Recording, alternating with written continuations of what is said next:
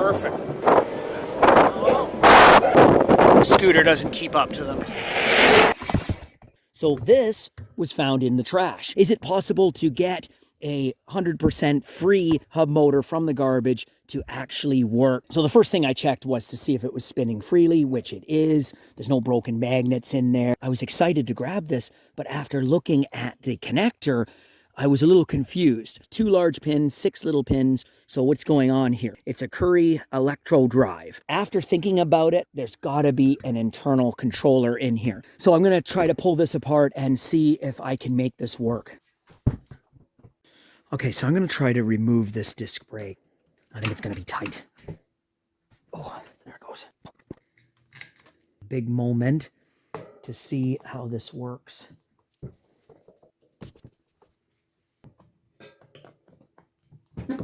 Okay, I think I got it. Let's take a look. Oh, I didn't need to do that. Yeah, look at that. The bearing, it's okay. So it's definitely an internal controller. By looking at this here, right away, I know these are my 3-phase wires. And then this is the positive and the negative. It was actually very loose. 7 there. And it's looking pretty good, actually. Hall effect sensors, 1, 2, 3. So that's the 3, 6, 9 wires, negative, positive, and the 3-phase, 1, 2, and 3. So yellow, green, and blue. I'm going to try this with a large controller instead of this dinky little thing. I'm going to use a smart controller, sensorless controller.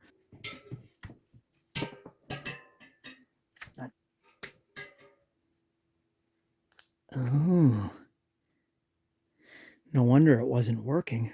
What the hell is that? So there was probably nothing wrong with this.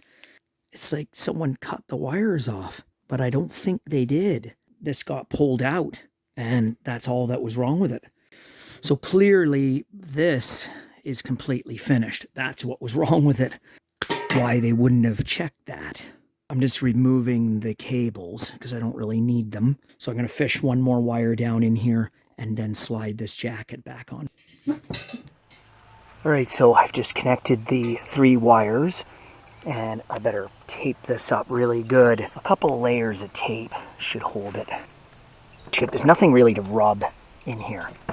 Lots of tape on there. Tubes and silicone would have been better, but I think that's pretty good. There. Okay. And there. That is it. What I'm going to do now is test this. So yellow is yellow, blue is black, green is red. I have the 3-phase wires hooked up. Sensorless controller. Hopefully the controller will learn this motor. Before I do anything, I'm gonna connect those. This is positive. It's just that I switched the connectors. So there it goes. Okay. This is what's in the learning mode now. Spinning the wrong way. Oh. Okay. Okay. We've now got the proper rotation. So it's got the right rotation now. I didn't have to switch any wires. Disconnect the learning wires and see what happens. Oh yeah. Oh yeah. It is done. And it sounds great. This bike carrier on, and then I'm going to mount the crate to it to hold my batteries and controllers. I run the wire up from the hub motor up the carrier into the crate, and then I'm going to mount the crate. I'm going to put the controller in the crate plus the battery. Probably going to mount the controller somewhere in here, and then I'm going to mount my batteries depending on my batteries. The bike was a free find, the carrier was a free find, the crate was a free find, the hub motor and wheel was a free find. It's $35 probably for the controller, and the batteries about $20 a piece. Bike is first test run, and I just have a temporary switch on here, and I've hooked up the throttle down here. It's a little weird because I'm trying to figure out something for these drop down bars. It's temporarily wired up with this cord, and the batteries are just the lead acid. It's really heavy in the back of the bike. It literally balances up.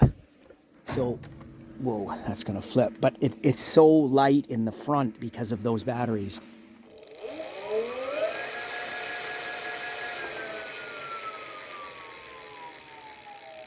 All right, second chance. Terminal came off. So I thought the motor died, but I think it's okay. Okay, test number 2. All right, so I have a hill ahead of me. It's quite steep, so I'm gonna throttle this up. 29, 30.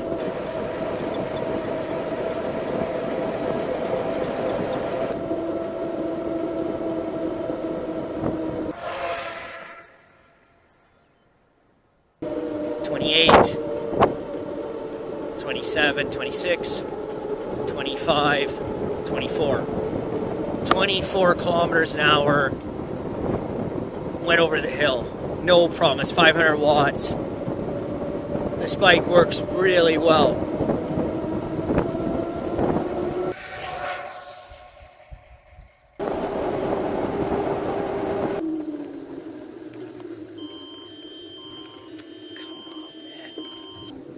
Tornado warning, take cover, basement.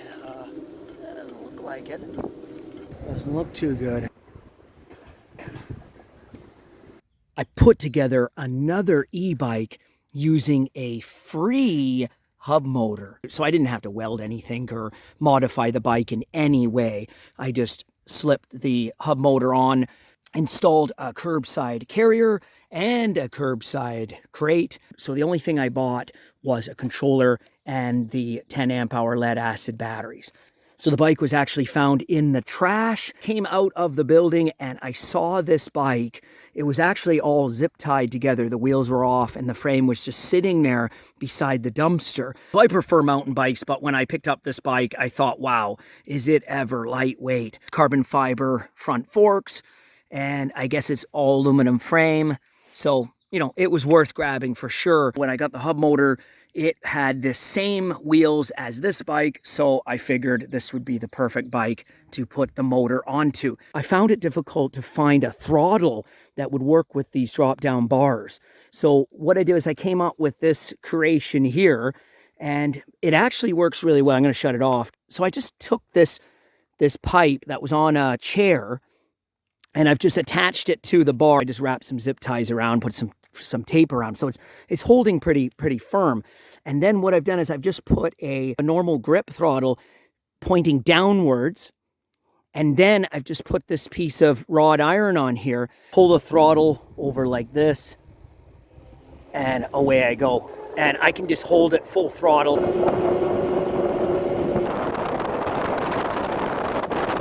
34 kilometers an hour. So it's rated at 32.5, but seems to give a little extra.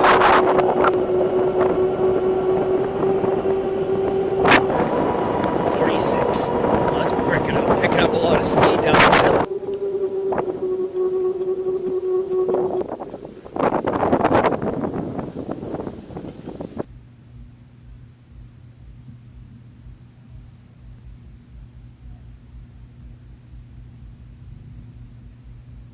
So these are 10 amp hour lead acid batteries in here. So I want to switch this up and I want to try out lithium iron phosphate. Okay, so I have my lithium iron phosphate homemade battery pack here. It's 48 volts, each pack 12 volts, and I have 4 of them in series. So they're all in 12 volt packs and they're all wired in series together. No BMS, it's just raw power. I'm going to put this inside the battery box. And I want to see how far I can get. Actually, this is a little heavier, but it's, yeah. Okay, so they're out. without it. Oh, yeah. Yeah, that's much better. Homemade battery has to be taken in and out, so it really can't be permanently in here. All right, so the batteries are in there, and I don't need all those straps, and I'm gonna feel the weight of this now. Oh yeah, like that's dropped off so much weight. So the bike is super lightweight now compared to it before. So that's much better. It's much more stable.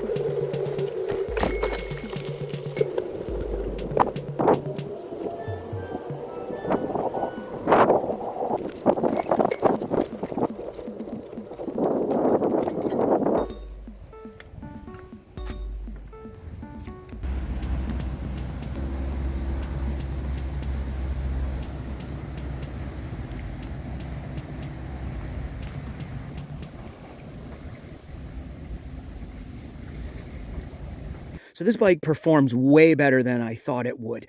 The range is really good with the lithium iron phosphate batteries because they're so much lighter than the lead acid. I'm getting about 40 kilometers of range out of this bike, and that's with a little bit of pedaling, but it's still really good for just 16 cells. And these are only about 5 to maybe 6,000 milliamps a piece, and there's 16 cells in there. I'll talk about the batteries a little more later on. So I picked the whole bike up like that. It's pretty lightweight for an e-bike. It's actually a very light